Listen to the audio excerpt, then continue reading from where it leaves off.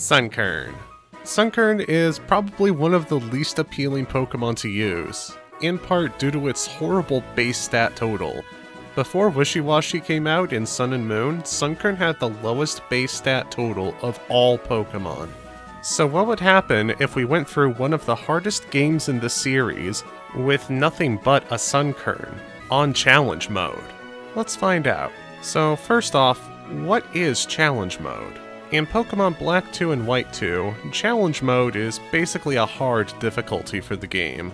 All trainers have increased levels throughout the game, and gym leaders and Elite Four members will have an additional member in their team, along with better moves and better held items. And the Elite Four is really no joke in Challenge Mode. They have really good competitive held items like Leftovers, Choice Scarf, Life Orb, but we'll get there when the time comes. So we start the game, and chat decided that our rivals should have Tepig for his starter. This makes the start of the game a bit rough, because Sunkern's starting moveset only has Absorb for an offensive move. Now, you don't need to win this battle to progress with the story, but come on, I'm gonna want to win it anyway. Luckily, it only takes 2 attempts, and we start learning a plethora of extremely helpful moves. Grass Whistle, Leech Seed. Leech Seed in particular is extremely necessary because I'm not allowing myself to use items in battle. So no potion spam, no X items, none of that. Only held items are allowed in this run. Anyway, after easily taking care of Hugh in Paniola Ranch, we're able to take on the first gym leader and try and earn ourselves our first gym badge. After missing 4 Grass Whistles in a row, Sunkern finally landed one, but not before Patrak got to +4 attack and special attack, which is mildly concerning. After nearly getting one-shot by the Patrat though, Sunkern managed to take it out and restored a decent bit of health in the process. Next up was Lillipup, which I couldn't put to sleep due to its Vital Spirit ability, so I had to take this thing out fast. It got in a lot of damage, but thanks to a well-timed potion on Cheren's part, I was able to take it out, which just left the Pidove. And you may be thinking, oh gosh, this is a Flying-type Pokemon. It's gonna have a Flying-type move. Sunkern's gonna die. It doesn't have a Flying-type move. Yeah, that surprised me too. So while Pidove does resist Mega Drain, I was still able to take care of it fairly easily. And with that, we have our first gym badge. Unfortunately, the second one was gonna be a bit of an uphill battle. There's not terribly much to level up off of between now and Burbank, and Roxie uses Poison-type Pokemon, which are super effective against Sunkern and take less damage from Grass-type attacks. Wonderful! I gave the fight a go as soon as I got there, and one Venoshock from her first Pokemon was almost enough to one-shot Sunkern. I knew if I was going to do this battle, I would need way more bulk. I went up to level 30, put Giga Drain over Mega Drain, and this time the battle went much easier. This was probably in part due to the damage calculation formula for Pokemon taking your level into account, meaning, theoretically speaking, you'll do more damage when you level up, even if you gained 0 attack and special attack. So I might have been a bit over-leveled for this fight, but as I would soon learn, I would need those levels. But we're getting a bit ahead of ourselves here because we're heading to Castelia City, which is home to a number of great items. We have the bike, of course, but there's also Leftovers and the Eviolite, perhaps the best item in the entire run. Unfortunately, you need to see 40 Pokemon in order to get it, but I'm not quite at that point yet, so we'll have to get it later. While I was in the sewers getting the Leftovers, we had our first tag battle of the playthrough, which you can't ignore these battles, so if whoever I'm teaming up with puts in a lot of work, I'm not really gonna worry about it. Anyway, after defeating those Team Plasma Grunts, we're able to access the 3rd gym, which, this one's gonna be a bit of a doozy. Burgh's Dwebble likes using Struggle Bug, which is not only super effective against Sunkern, but it also lowers her special attack. This isn't good because I use Giga Drain for dealing damage, which is a special move. And later on in the fight, he has a Leavanny, which is immune to Leech Seed, takes only a quarter damage from Giga Drain, and has Grass Whistle, so his Leavanny can give me a taste of my own medicine and put me to sleep.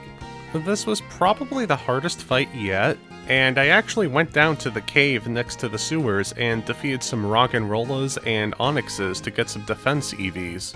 And while I was grinding, I grabbed the Eviolite for Sunkern to give it a 50% boost to its defenses. I needed 4 attempts to beat Burgh, which is definitely the most I've needed for a trainer so far. But it's only gonna get worse from here. After defeating Colress in a fairly unnoteworthy battle, we make our way over to Nimbasa City, where... So you might be thinking to yourself, hey, Sunkern resists electric moves. The next gym leader uses electric types. This'll be a breeze. No. Unfortunately, 2 of Elesa's Pokemon have types that resist grass, and 3 of her Pokemon have moves that are super effective against Sunkern. After going through her old gym first, for whatever reason, me and Sunkern challenge Elesa, and we lost to a spider. Between Emolga's Aerial Ace and Joltik's X-Scissor, I was taking a lot of damage, even with the Eviolite on Sunkern. After leveling up 12 times, I was hellbent on not leveling up anymore, because I didn't want a repeat of Roxie where I was just ridiculously overleveled and it was a cakewalk. And after 15 attempts, yes, 1-5, I was able to defeat Elesa and earn my 4th gym badge. Heading out to Route 5 to make some progress, there's an NPC in particular that most people might not think about, but for this run is actually fairly noteworthy. That's right, I'm talking about this Pokemon breeder here at the start. For just a little bit of money, every day she'll give you 5 of a random EV reducing berry. This is important because we'll be wanting to change Sunkern's EVs around during the run, and with these berries, we're able to do that very easily. Another fun part about Route 5 is Heartbreaker Charles. In Pokemon Black 2, he challenges the player to a rotation battle. In White 2, it's a triple battle, but either way, you need 3 Pokemon in order to fight him, and you have to fight him to progress with the game. So I cut some garbage and did the battle only using Sunkern. After that's taken care of, we can get to Driftvale City and finally breathe a sigh of relief. Because Clay is the gym leader here, and he uses Ground-type Pokemon, which are weak to grass, meaning they're weak to Sunkern. Clay doesn't even have a single move that's super effective against Sunkern. So, unsurprisingly, this battle went pretty easily. In fact, it was probably the easiest gym leader so far. Unfortunately, the break from difficulty was short-lived, as after you defeat Clay, you're forced to take part in the Pokemon World Tournament. The first 2 battles are against Cheren and your rival, which are nothing to write home about. The final battle, however, is against Colress, and he's significantly harder from his encounter on Route 4. His Magnemite is now a Magneton, and instead of having all physical attacks, it has all special attacks, in addition to Supersonic, meaning it can inflict paralysis and confusion on you while doing a significant amount of damage. It ended up taking 6 tries to get past Colress, just because of the Parafusion plus the boosted damage. Now, normally I wouldn't talk much about regular, unimportant trainers, but this scientist on Route 6 actually threw a bit of a curveball my way. He has a Deerling with Sap Sipper, and what Sap Sipper does is any grass move, status, or damage dealing automatically fails, and the Pokemon with Sap Sipper gets an attack boost as well. My Sunkern's current moveset is Giga Drain, Growth, Leech Seed, and Grass Whistle, so the only move I could use against this Deerling without giving it an attack boost is Growth. After running into this dude, I remembered that I got the return TM after leaving Cheren's gym, so I gave it to Sunkern over Growth. I chose to replace Growth because I didn't think it'd be terribly helpful against Skyla, whose Swoobat has Unaware, which completely negates the opponent's stat boosts, so it wouldn't be helpful setting up against it. Still, in case I wanted Growth again at some point, I backtracked to the Desert Resort to pick up a Heart Scale. Next up is Chargestone Cave, which actually has something pretty handy for us. Since we're playing Black 2 specifically, if we talk to this NPC in Chargestone Cave, she gives us a Funfest mission. Funfest missions are little minigame type things you can either do alone or with friends to get specific items. This particular Funfest mission lets us get blue shards, which we'll need for an upcoming move tutor after we defeat this absolute delight. Skyla was probably the most aggravating fight, even if it didn't take the most attempts. Her Skarmory kept killing me with critical hits, her Swoobat kept using Psychic for some reason instead of Acrobatics, which you think would be a blessing, but Psychic has a chance to lower your special defense, and the special defense drop makes Sigilyph and Swanna tougher to deal with. And speaking of her Swanna, something happened that I wasn't expecting, and that kind of scarred me for the rest of the run. So, in order to fully understand this, we need to take a moment to understand how challenge mode works. And by extension, easy mode, because what I'm about to say applies to both challenge and easy modes. So, every trainer in challenge mode has an increased level. I went over this towards the start of the video. So, for example, a Pokemon that was level 50 in normal mode might be level 53 in challenge mode. However, that Pokemon's stats are still calculated as if they were level 50. In other words, their stats are calculated as if you're playing normal mode. But, something else I mentioned earlier in the video, the damage calculation formula for Pokemon has a section that's influenced by level. This means that, going back to our hypothetical example from earlier, if you compare that level 50 Pokemon from normal mode to that level 53 Pokemon from challenge mode, the level 53 one will do more damage than the level 50 one, just because of that bit of the damage calculation formula. Anyway, rambling aside, the most important point here is that Pokemon stats are calculated using their normal mode level. In normal mode, Skyla Swanna is level 39, so I specifically made sure my Sunkern would have enough speed to outspeed a level 39 Swanna. To be more specific, the Pokemon that gym leaders and Elite Four members use all have IVs of 30. A level 39 Swanna with a speed IV of 30 would have 93 speed. My Sunkern's speed stat was 101, which is definitely higher than 93. Here's what happened the moment Swanna was sent out. What?! That shouldn't have happened. My Sunkern's speed didn't change, and it's not like Skyla had Tailwind set up or some kind of speed boost to her Swanna, so I should have outsped her.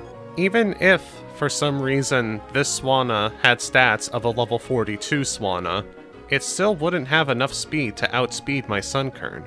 Upon doing some research while editing this video, it would appear that Skyla Swanna, specifically in challenge mode, has a hasty nature. A hasty nature boosts a Pokemon's speed, so this would put Swanna's speed at 102, precisely 1 point above my Sunkern. But even with enough speed to outspeed the Swanna, I was still having trouble with this fight. After a few more losses, I decided a change in strategy was in order. I made my way back to the Pokemon World Tournament and used the heart scale that I picked up earlier to teach Sunkern growth over Return. This might seem counterintuitive at first, since Return is the best move I have for Swoobat and Sigilyph, but my thought process was, the Swoobat does so little damage, even though growth won't help me against it, the stat boosts that I get from it will help me with the rest of Skyla's team. Even if my only offensive move is a not very effective one, I'll be doing more damage with Giga Drain after a few boosts from growth than I would be using Return with no boosts from growth. And again, due to the lack of damage that Swoobat was doing, it was the perfect thing to set up on. And it turns out that was just what I needed. After a total of 11 attempts, we have our 6th gym badge. And now that we've beaten Skyla, we can give Sunkern a really good move, Earth Power. Remember that Funfest mission I brought up earlier, and how you could get blue shards with it? This is what the blue shards were for. By giving this guy 8 blue shards, we teach Earth Power over Leech Seed, giving Sunkern some much needed coverage. After going through Reversal Mountain with Bianca, we reach Undella Town, and we have to fight Hugh. Unpheasant wasn't terribly threatening, Giga Drain took care of Simipour, and Earth Power obliterated Emboar, but I want to point something out here. Remember how I said that every trainer has their levels increased in challenge mode? Well, this is slightly inaccurate, as there are a couple of exceptions. One exception is the forced bit in the Pokemon World Tournament, and the other exception is any tag battle partner that you have. These trainers have the same levels across all difficulty modes. In other words, their levels are the same in normal as they are in challenge mode. The reason I bring this up is because shortly after you fight Hugh in Undella Town, he teams up with you for a tag battle, and the levels of his Pokemon are lower here than they were when we fought him in Undella Town. This is the only time in the game this happens, and it's honestly a pretty funny oversight. After beating up Zinzolan and a random grunt, we go ahead and make our way over to Opelucid City. The 7th gym leader, Drayden, uses dragon types, and on the way up to face him, you're forced to choose between doing a rotation battle or a triple battle. I chose to do the rotation battle, since in a triple battle, the other 2 Pokemon I send out have to do attacks and possibly take damage, which I feel like would be more disruptive in a solo run than a rotation battle, where you can just have the same Pokemon out front the entire time. As for Drayden himself, the Pokemon of his that I was concerned with the most is probably the one that most people would be concerned with the least, Altaria. This is due to its typing making it immune to Earth Power and only taking a quarter damage from Giga Drain, on top of it being able to drastically boost its defense with Cotton Guard, hit hard with Fire Blast, and put me to sleep with Sing. On top of this, Altaria has Natural Cure, which meant Drayden would switch it out whenever I put it to sleep. While this means I was able to get some free damage in on his other Pokemon, it did make it more annoying to deal with the Altaria. On my first attempt of the fight, I was actually able to get Drayden down to just his Altaria. However, I wasn't able to KO it as I ran out of Giga Drain PP, and as previously established, Earth Power won't affect it. So once I used my last Giga Drain PP, that was it, I couldn't hurt it anymore. I tried again after leveling up a few times, but the RNG was just brutal on me, cause Grass Whistle kept missing, which kept leading to losses. On attempt number 7 though, something weird happened. When I put Altaria to sleep, Drayden never switched it out. In every prior attempt though, Drayden would always switch out Altaria after it was put to sleep, to activate Altaria's Natural Cure and wake it up immediately. Coincidentally, this is also the run where we beat Drayden. So, I guess it was good luck? Shortly after leaving the gym, however, Team Plasma just kinda shows up in an airship and shoots a bunch of ice everywhere. I don't know what the hell their deal is, but it's none of my concern, cause we have to go beat up a really tan surfer dude. Yeah, these dudes freeze a whole city, and instead of doing anything about it, you just go to a tropical place and go earn your 8th gym badge. Speaking of which, Marlon was perhaps the easiest gym leader in the entire game. Even easier than Clay, I'd say. I gave Sunkern return for this battle to help out with the Mantine, and we very easily won on our first attempt.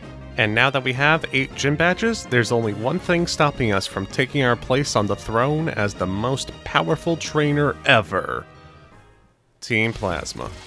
Yeah, we have to board Team Plasma's ship and just defeat a whole bunch of grunts and Zinzolan, after which they leave and we do it all again. Except this time, we get to face off against the trainer with arguably the best battle theme in all of Pokemon.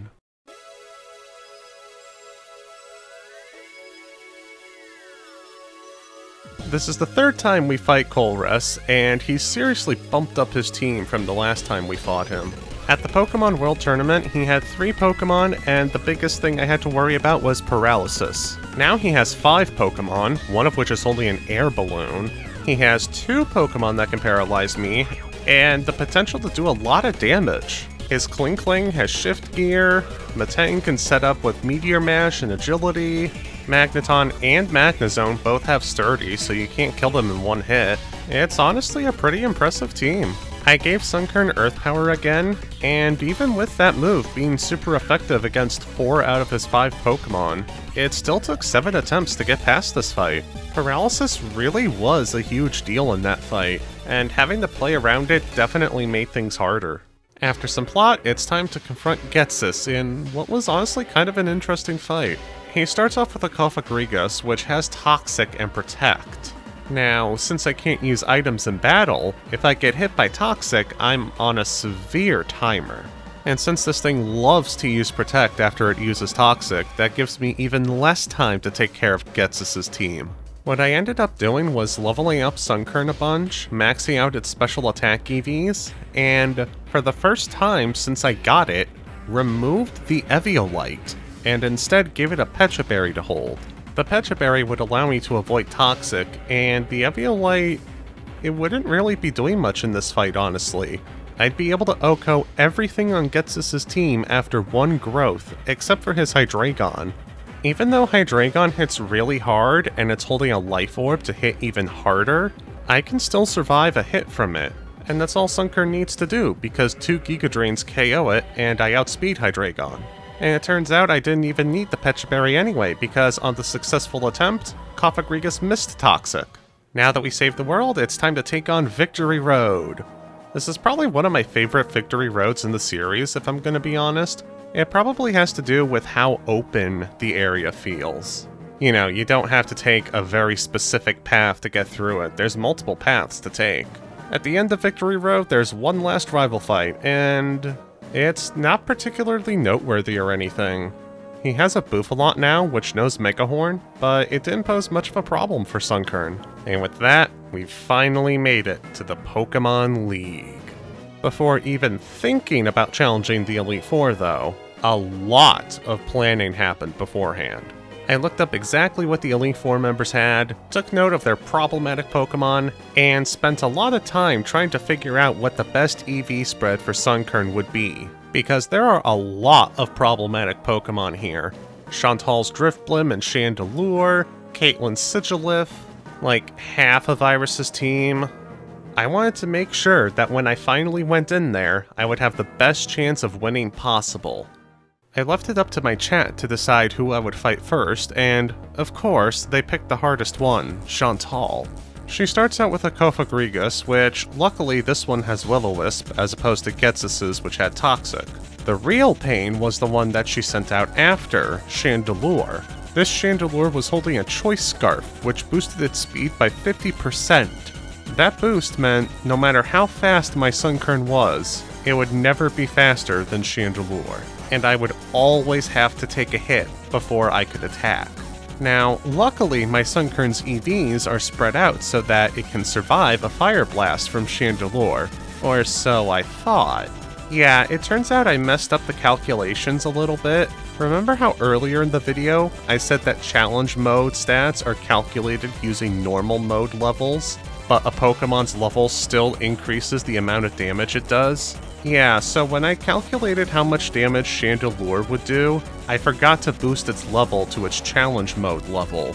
And with the amount of damage that added, it had a 16% or so chance of killing my Sunkern in one hit. Luckily, it's still survivable under most cases, so I just had to get the right damage roll. After the Chandelure came in the Drifblim, which has an absolutely nightmarish set here. So, Acrobatics is a move with 55 base power, but if you're not holding an item, it doubles to 110 power. The Flying Gem is a one-time use item that boosts the power of a flying type move by 50% the first time you use a flying move. And here's a fun interaction between the Flying Gem and Acrobatics. If you use Acrobatics while holding a Flying Gem, the Flying Gem gets consumed, but Acrobatics still gets its double power boost from not holding an item. This results in Acrobatics having 165 base power before same type attack bonus the first time you use it. On top of that, this Drifblim's ability is Unburden, which doubles the user's speed when you consume a held item. This means that, on top of having a ridiculously powerful Acrobatics, once it uses it, Drifblim's speed is doubled until it faints or gets switched out. This is the kind of devious stuff that they add towards the end of the game in challenge mode, and I am all for it. Unfortunately for Sunkern, the only move it can use to deal damage to Drifblim is Giga Drain, and I need to land 2 Giga Drains in order to kill it. This means that Grass Whistle needs to cooperate and keep this thing asleep for a couple of turns. Or the AI could be stupid and use Psychic instead for some reason. It's like I'm fighting Skyla's Swoobat all over again. After 6 attempts, Chantal was defeated and we can move on to Grimsley. Grimsley's first Pokemon is a less threatening version of Drifblim because it has Fake Out, a normal gem to boost the power of Fake Out, and Unburden to double its speed after Fake Out is used. Other than that though, it's a Lightbird, it's not threatening. The only kind of threatening Pokemon Grimsley has is Scrafty. This is because it has both Rock Tomb to lower my speed and make me unable to outspeed stuff, and Poison Jab to deal a lot of damage if I'm unable to put it to sleep. Guess what happened? Fortunately, Grass Whistle cooperated on the next attempt, meaning we just needed 2 attempts to defeat Grimsley.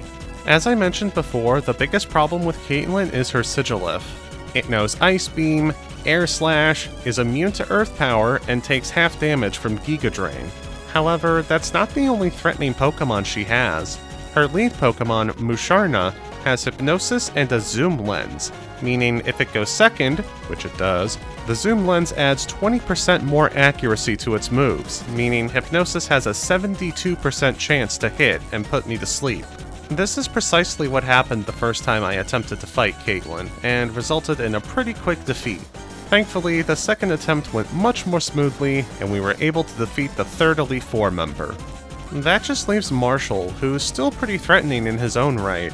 Between a Pokemon with Sturdy, a Pokemon with Guts and Flame Orb, his lead Pokemon being able to lower speed and having leftovers, and a threatening-looking Mienshao, he's nothing to sneeze at. And lowering my speed is exactly what happened on the first attempt. Grass Whistle kept missing, which gave Throw ample opportunity to use Bulldoze and Rock Tomb to make me as slow as hell. Combined with a critical hit from Mienshao's bounce, I was just done for, plain and simple. Thankfully, as was the case with Grimsley and Caitlyn, the second attempt was the successful one. And all that was remaining was the champion, Iris. She leads with a Hydreigon, which is much more threatening than Ghetsis'. This one has all special attacks, including Fire Blast, which is incredibly dangerous to Sunkern. This thing needed to be put to sleep and stay asleep while I set up a couple of growths. Unfortunately, that took a few attempts. Up next was Lapras, which was very easy KO with Giga Drain and a bunch of health back to Sunkern. Her next Pokemon was her ace, Haxorus, which I choked on a bit. Haxorus is holding a Focus Sash, and I completely forgot Focus Sash was one time only. So when it used a Dragon Dance and got enough speed to outspeed me, I panicked. Iris healed her Haxorus, and I tried to put it to sleep with a Grass Whistle. It missed. I died. What I should have done was just attack it with Earth Power again, cause that would have killed it in one hit this time, now that the Focus Sash is gone. Luckily, on attempt number 5, I got back to the Haxorus and did just that. Then there was the rest of her team. Drayden is holding a Life Orb and has Sheer Force for its ability, which, fun little interaction between the two.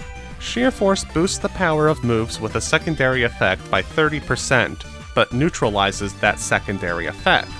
Life Orb boosts the power of all moves by 30%, but takes away 10% of your HP every time you attack.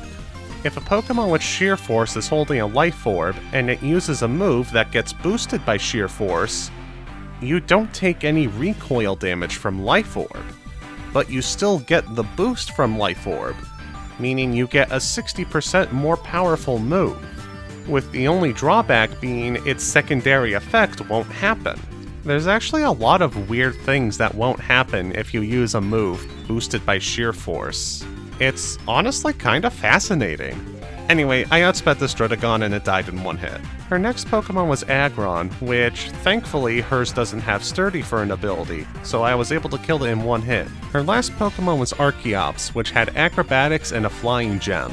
And if it had a speed-boosting nature like Skyla's Swanna, I was dead, and there was no way around it.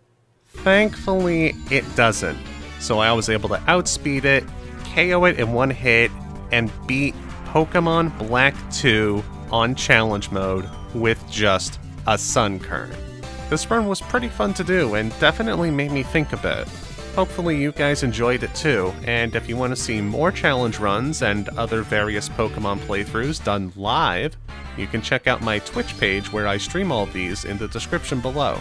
And with that, thank you so much for watching everyone. If you want to help the channel, please be sure to leave this video a like, leave a comment, and make sure you're subscribed. If you want to check out some more Pokemon content, take a look on the left side of your screen. A big thanks to Lord McAfee, MithrilMonarch, and the rest of my patrons for going the extra mile and financially supporting the channel. See you next time, everyone.